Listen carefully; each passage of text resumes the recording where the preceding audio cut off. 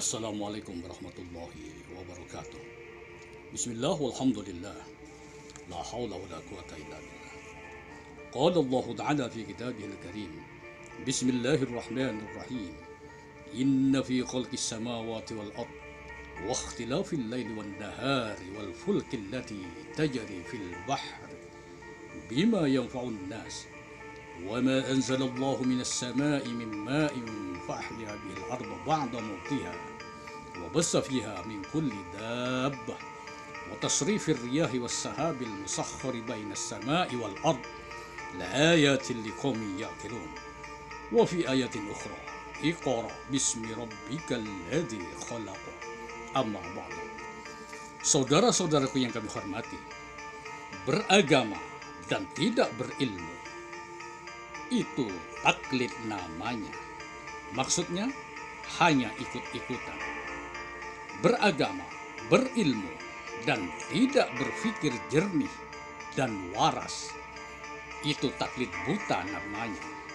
Maksudnya dia hanya berpedoman pada apa yang dibaca, didengar, dilihat, dihafal, diikuti, diyakini tanpa berpikir jernih dan waras.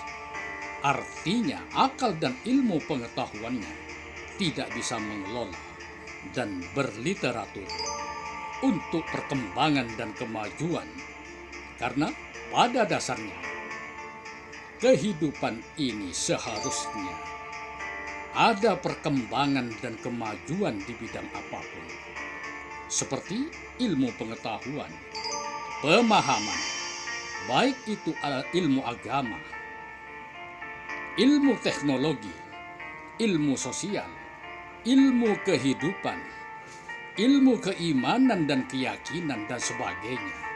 Dan itulah maksud dan tujuan Allah Ta'ala memberikan akal pada kita. Dan semua yang berkembang itu, baik pemahaman kita, pengetahuan kita pada Tuhan yang kita sembah, keyakinan kita, agama kita, kehidupan kita, kemajuan teknologi, sosial dan sebagainya, itu semua dihasilkan dari ilmu dan berpikir jernih dan waras, bukan dihasilkan dari bertaklid yang hanya ikut-ikutan. Saudara-saudaraku yang kami hormati, bagi kita, mabuk agama dan militan terhadap agama kita itu sah-sah saja. Akan tetapi seharusnya mempunyai pengetahuan dan pemahaman tentang agama itu sendiri. Mempunyai pengetahuan terutama tentang ketuhanan yang kita sembah, tentang ilmu akidah, ilmu tauhid, ilmu teologi. Karena mabuk agama dan tidak punya pengetahuan agama itu sendiri tentang akidah, maka sangat rentan dan rapuh terhadap dogma dan doktrin orang-orang yang berkepentingan, serta mudah diperdaya dan dimanfaatkan oleh orang-orang munafik yang selalu memanfaatkan agama sebagai modus demi kepentingan mereka. Saudara-saudaraku yang kami hormati, beragama, berotak, dan tidak berakal itu taklid buta namanya.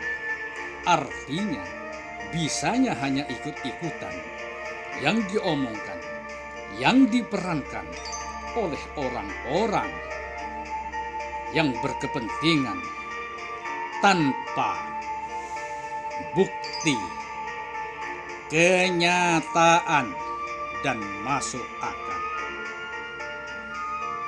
Dan orang-orang semacam ini sangat mudah didogma dan didoktrin, diperdaya dan dimanfaatkan karena imannya atau kepercayaannya pada Allah juga ikut-ikutan. Padahal yang namanya agama itu adalah berpikir, ad-dinu huwal aql.